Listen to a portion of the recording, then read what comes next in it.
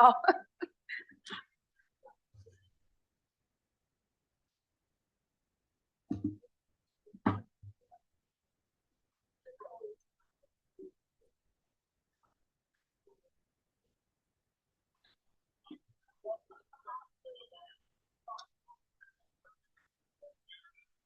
Hey, Carol. She's back. Yeah, she just said she just got back yesterday.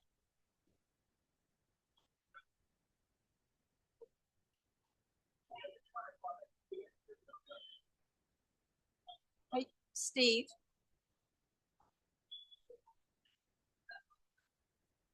You want to shut?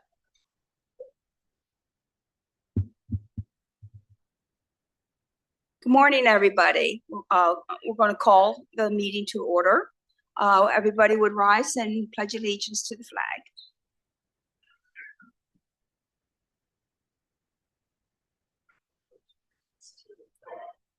United States of America. One nation.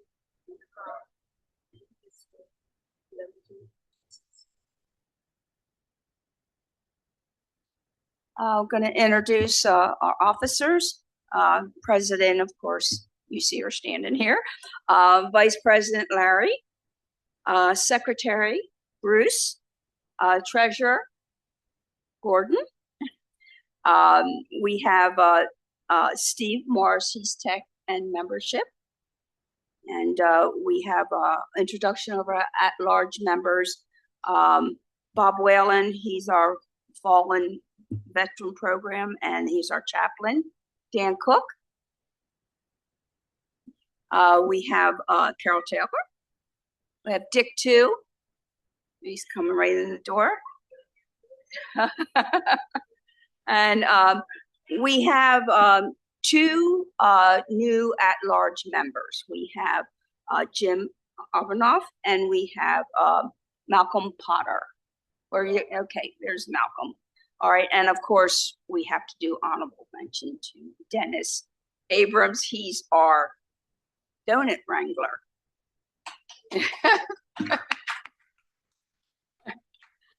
Okay. All right, our speaker today is Colonel Tim TARRIS of the Commemorative Air Force. Tim grew up in Northern Ohio and graduated from Clyde High School in 1967. He graduated from Waldorf Junior College in 1970, and the AA from Capital University in 1973 with a BA. And from Eastern New Mexico University in 1977. He's going to speak to us today. He's a retired colonel with 30 years of service in 2003. In 1981, he began his airline career flying cargo for the United Parcel Service, and he is an instructor at the Douglas DC-8s and Boeing B-747s. He retired as a captain with 27 years of service. He is a licensed airline transport pilot with over 18,500 flight hours. So, Tim, if you wanted to come forward here, and we are looking forward to your program.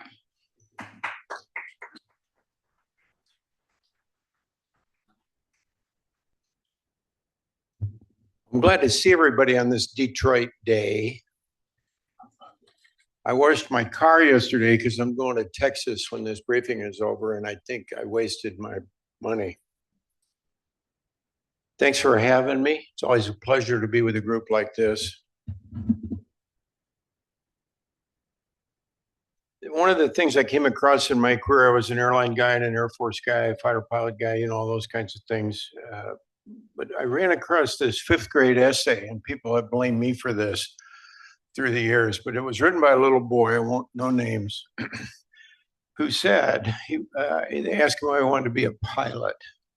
And he said, when I grow up, I want to be a pilot because it's a fun job and easy to do. That's why there are so many pilots flying around these days. Pilots don't need school. They just have to learn to read numbers so they can read their instruments. I guess they should be able to read maps too, so they can find their way if they get lost. Pilots should be brave so they don't get scared if it's foggy and they can't see, or a wing or a motor falls off. They should stay calm so they'll know what to do. Pilots have to have good eyes to see through clouds, and they can't be afraid of thunder or lightning because they are so much closer to it than we are. The salary pilots make is another thing. They make more money than they know what to do with. This is because most people think that a plane flying is dangerous, except pilots don't, because they know how easy it is. I hope I don't get airsick because I get car sick, and if I get airsick, I couldn't be a pilot and I would have to go to work.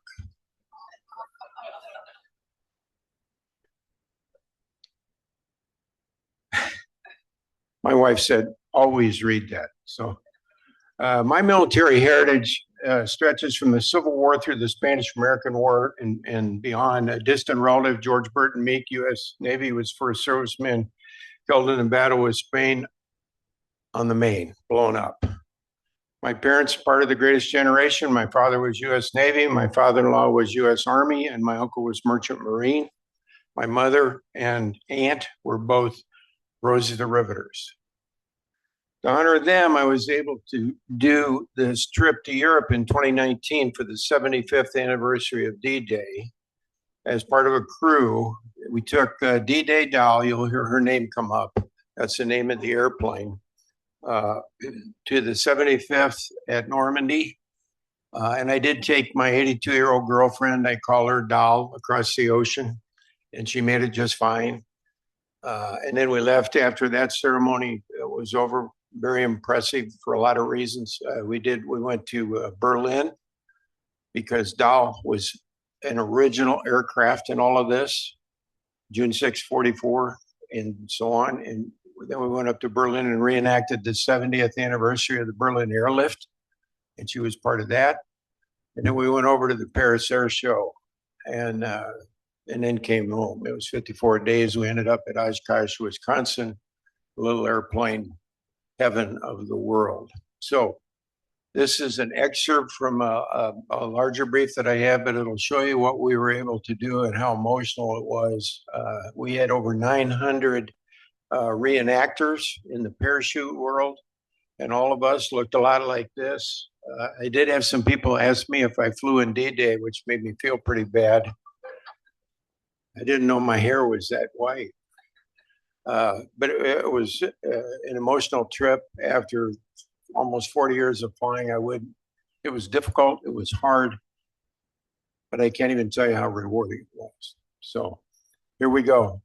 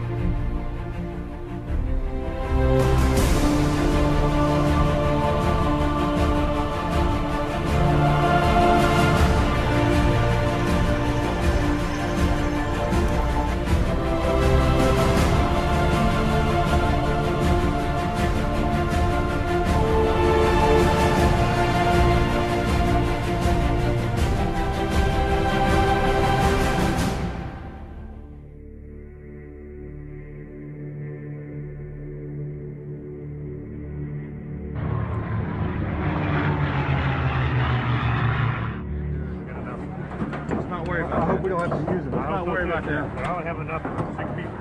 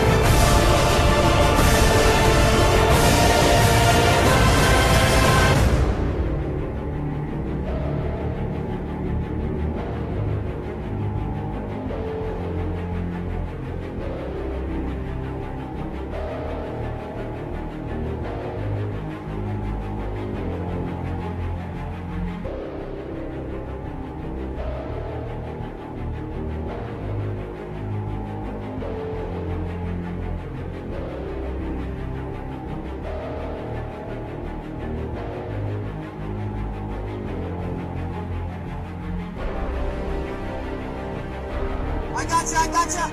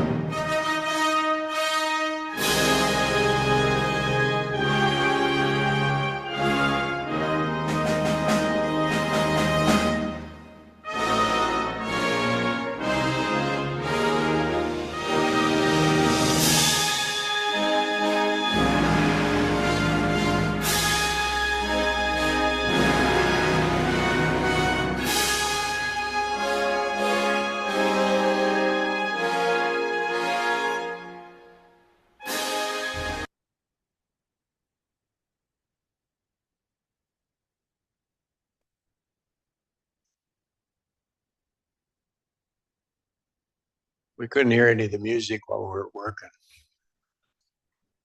A couple of fun facts.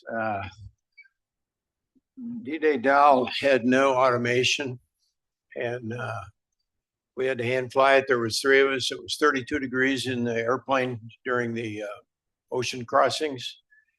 Three qualified guys. The three of us had more flying time than the whole Army Air Corps did back in 41 because we were airline guys in Navy and et cetera. We had to rotate out of the front seat every 30 minutes just because we were so cold. And going in the back didn't help any because there was, as you could see, it was wide open. But we kept our food in an ice chest, but that was to keep it warm. What you saw eventually, there was 27 of the R-type airplanes there, DC-3s. They get different numbers, 740 C-47s, ours C-53. It's a different moniker for a very similar aircraft. But there was 27 of us together, and that was the most since World War II in one spot. We spent 5 days in England preparing. When you throw people out of your airplane, it's a good idea to know where they're going because of other airplanes, et cetera. The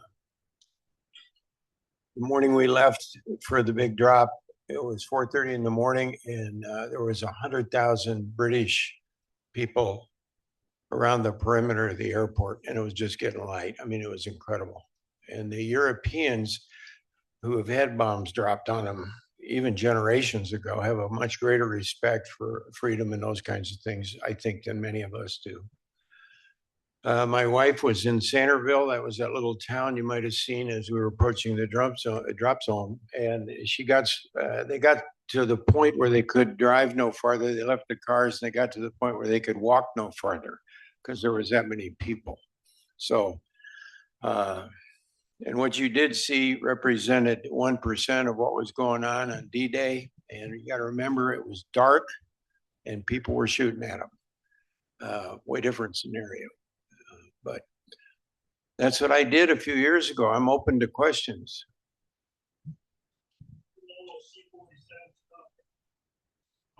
Uh, 17 of them came from the US, and the others were from European countries. They were still operable. The Danes had some, the Brits had some, the Dutch. And the big joke was Miss Montana was hanging in a museum when this kind of got rolling. And the guys and girls in Montana decided to make her go. Well, she'd been on the ceiling for like 28 years. And they let her down and said, yeah, she'll be all right. And they went after her continuously as this thing evolved as we were headed across the pond. The standard joke or discussion of the day was, where is Miss Montana? Because she was a tail end Charlie, came roaring into England on day last and made it. And she had been a firefighting jump plane in Montana, among other things. But 27 of us. Next, who has another question? Anybody? Yes, sir. Ducks fruit. Yeah, it was funny. We kept wanting to land. You know, we're all modern flyers, and we kept wanting to land on the grass, not the runway, because that's what they did with the airplanes back in the day. I was really, as a fighter pilot, I was upset with the Spitfire guys showing off while we were there, you know, because I'd much rather been doing that. But we worked on our formation. They figured out a way to do that safely for everybody concerned. Dahl, on June 6, 44, made 3 trips across. She pulled gliders and carried troops. And we did it 3 times. And let me tell you, it wears you out. And nobody was even bothering us. We were just doing it along with everybody else. We were rock stars for about a week and a half. We could do no wrong as long as we didn't crash or run into the palace or anything. We'd go along and they'd say, who wants to go see the White Cliffs of Dover? And they'd say, we do. And we'd just go over there, and the Brits and the European controllers just said, go right ahead. And it was really something. We had to, when we went up to Germany, we had to watch out for windmills that weren't there in 1944 because we were down following the Rhine. And if you give a pilot an excuse to fly low, he's going to take it. So quite an honor for me to do that. It was hard work, but I can't even describe how rewarding it was. When we're cutting down, you saw Trump and Macron, the French president, and their wives there. We were coming right down Gold Juno, Omaha, with the airplanes, and it's over. It's stunning. It's just stunning. You're looking at it. You can't do any better than that. So a day later, I'm trying to think of the name of the town where the guy got hung up on the parachute when he was coming in. You might remember that. St. Margulies, and we walked into town with my wife. We had 1 day off out of 54 days. Yeah, good thing I wasn't getting paid, I guess. But we walked into town and they have a parachute up on the church steeple. And they said, hey, look, there's red buttons up there. So we couldn't buy food or drink because the Europeans would not let us. They opened to us. So, and I'll finish, the most interesting thing I had was up in Germany. Yeah, many of you heard of the candy bomber, you know, that story, Gail Halverson. If you can't, you're going to look it up. I'm not going to go into it, but we had so many airplanes up at Wiesbaden, 250,000 people, visitors. And some of the airplanes, Dow, she'd already done her thing down there in Normandy. So now we're on the ground. They use some of the other planes to do the candy bomber drop. And Dow's on the ground. It's a giant air show. And this German guy walks up to me, older gentleman, classic tweed with the belt, you know, the picture you would see. And I'm sitting there answering questions about Dow. And he walked up and he introduced himself and he said, I remember when you Americans were dropping bombs on us trying to kill us.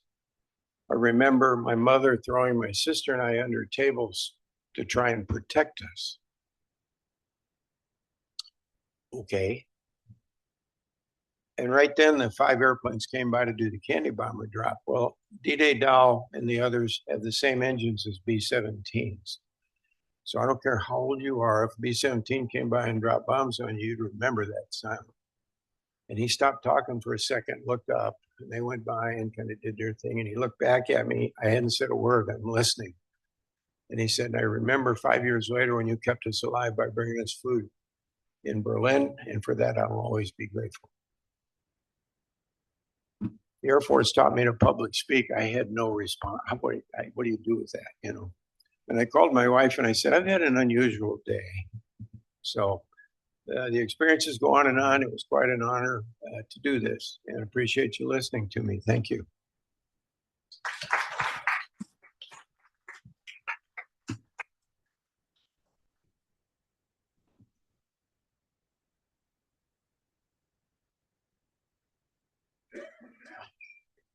I'd like to give you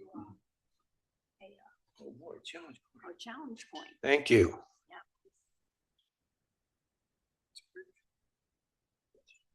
Thank you.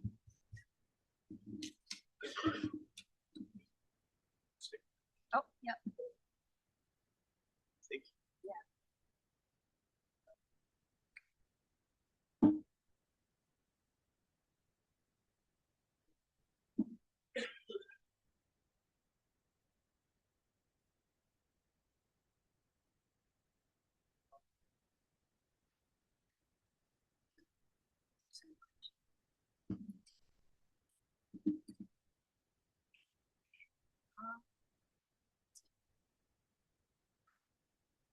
Bob, you want to come up? You want to say something about that? We were so privileged this month not to have a fallen veteran, so we are so happy about that. Luckily, we have had no fallen veterans, and I think we can be very happy about that.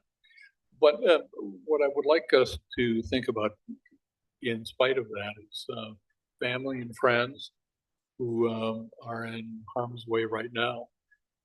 I'm thinking about a good friend of mine who just passed away after about 18 months of serious illness, and a friend of mine who had an ATV accident during deer season up in Minnesota. Think of your own mind about any family, friends, veteran, non-veteran, who might be in harm's way right at this time. Thank you. Gordon, we'll have the treasurer's report now.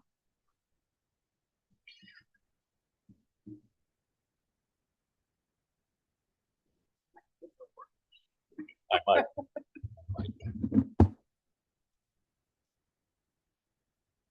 Good morning, everybody. Thank you for being here. Today's treasurer's report goes from December 1st to the 31st. We had a beginning balance of $7,000.02. On the 3rd, I made a deposit of $209. That was for 4 memberships and for $25 memberships, a $26 donation from Debbie Brillix and $83.20 in the can. I made a deposit on December the 13th of $190. That was from the bingo night. And that was Bob Bender, $20. Ginger Gruzinski, $20. Kathy Schreiber, $20. Marcy Robles, $20. Linda Kettleson, $30. And Rick Leibarger, $80. $190. Thanks everybody who was at bingo and won and donated. On the 17th, I made a deposit of $1,000. That was our first donation from the 501c3A program, and that's an anonymous donation of $1,000. On the 23rd, I made a deposit of $675, which was also anonymous, and it was a $500 donation and $175 lifetime membership. On the 24th, I deposited $63.12 for the sale of 7 challenge coins. That came through PayPal. That's why it's kind of an odd amount. They have a fee for taking the cash for us. And on the 29th, I made a deposit of $500 from the Walter team for a donation from a house they sold on Blue Heron. Expenses, we gave $500 to the Troop 130, the Boy Scout group, who was here for us on Veterans Day. $69.46 on the 3rd also for Dennis Abram, reimbursement for donuts. Thank you, Dennis.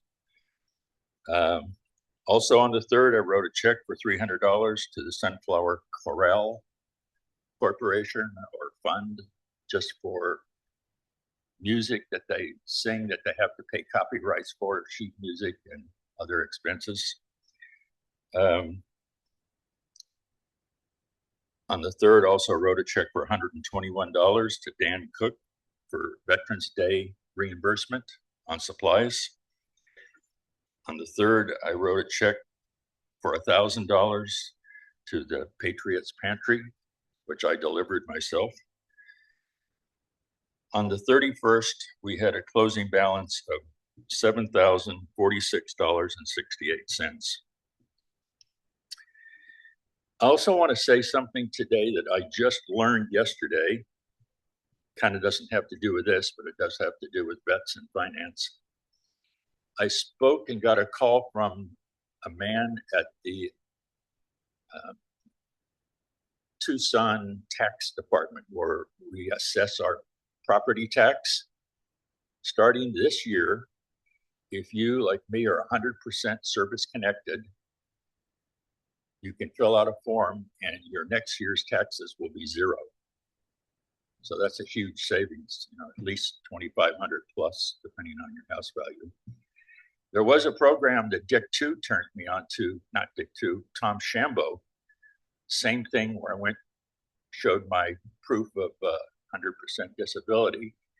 And that only took a portion, a few dollars off the assessed value of your home, and you still paid a pretty good tax bill. They tell me this year, and I haven't followed through yet, is that if you're 100% service connected, your taxes will be 0. You will pay, if you do get it, you will pay the second half of this tax year in October, September, but going ahead for 27, if it's true, and I'll report next week. Questions? Bruce?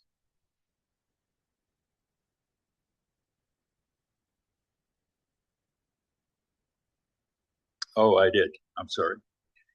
And also the DAV, a check for $1,500. Closing balance, again, $7,646.68.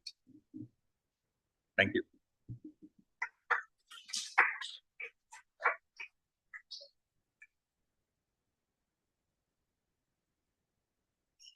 Under new business, Bruce, did you want to come up and talk about the Rustic Spurs event?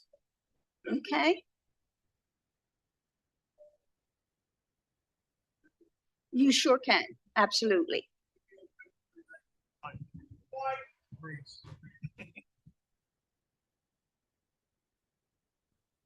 I have more problems holding this because it's always Here we go. February 19th, we'll be putting on the Rusty Spurs concert. Rusty Spurs is an award-winning country and western group, and two of them live here. They're our own. The third lives here, but they moved to Texas. They'll be coming back in for the concert. And they donate the concert to us as a fundraiser to help us support disabled and homeless veterans in the area. And there'll be ticket sale days going up. We'll keep you informed about that. And there'll be two performances, one at 3 and one at 6:30. They're a great group. It's a lot of fun. It's a hootenanny. So come on down and join us and have a great time. Thank you.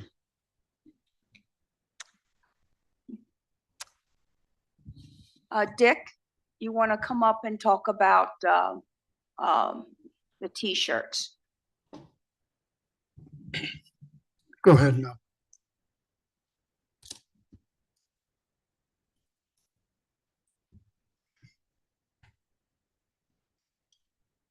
Malcolm Potter has agreed to work with us, and at the last Veterans Board meeting, we discussed our shirt program, and we're going to be making some changes because what we're doing now just isn't working very well.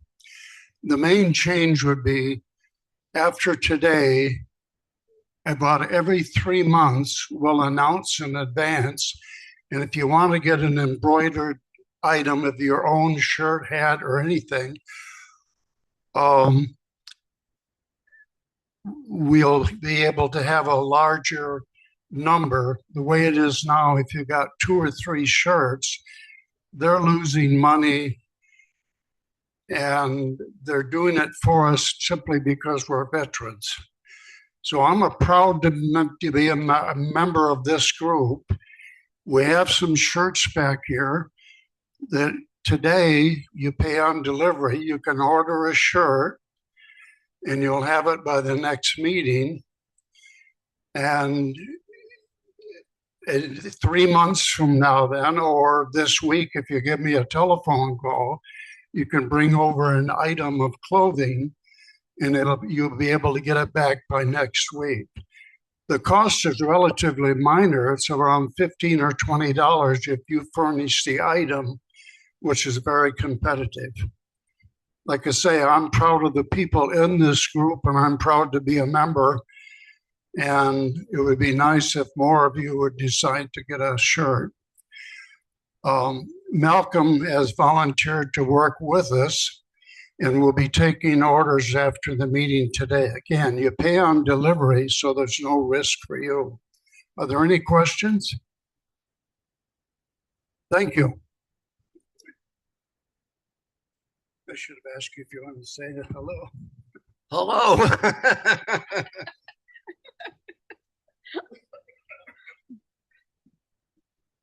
Okay, this is just a friendly reminder that the 2026 membership dues are, if you want to pay them, it's fine. But I do want to reiterate that this is strictly voluntary to pay your dues. You do not have to do that, but if you can, then Gordon will be taking the money. Yes, then $25 for an annual and $175 for a lifetime.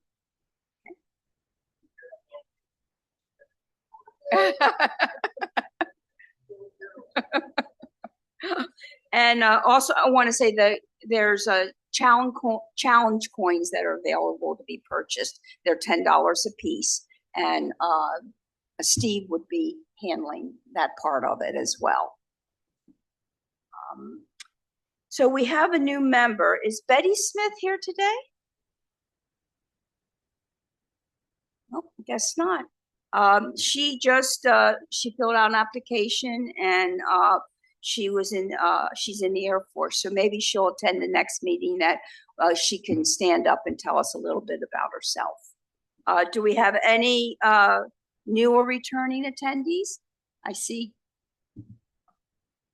that Joyce is back, and happy to have you back.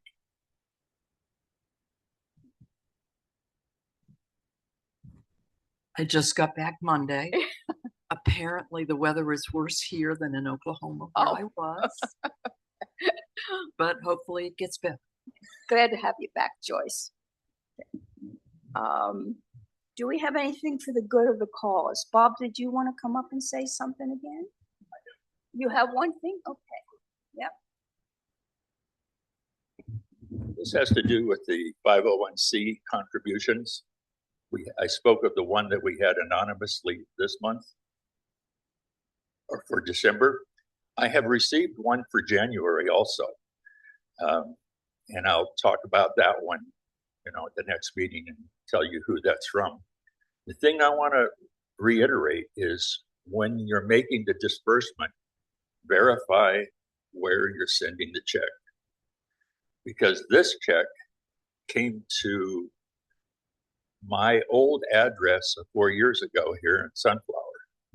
So, and fortunately, I know the lady who bought our house and she walked it up to me. But just if you're going to do that, we hope that someone would verify the address.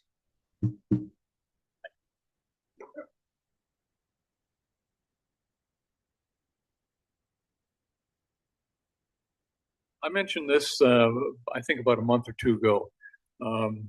A Vietnam friend of mine had written a book called Extraordinary Acts of Kindness. And it's a personal copy. He had written some special things to me in the beginning of the book. I brought it here so that if anyone wanted to be able to read that particular book, Extraordinary Acts of Kindness, that I would let them read it. I'm looking for the book. Someone has it on the shelf someplace, and I would really appreciate being able to get that personal copy back again. Thank you.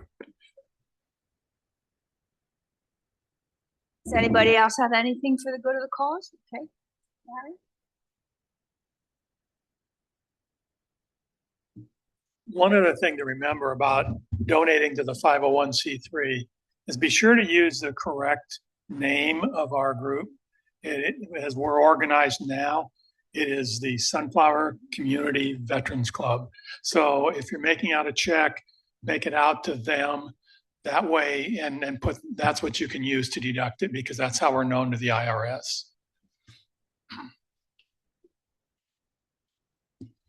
Anybody else have anything for the good of the cause? Okay. All right. Our next meeting will be February 4th, and we can adjourn. Okay. Thank you all. Have a blessed day.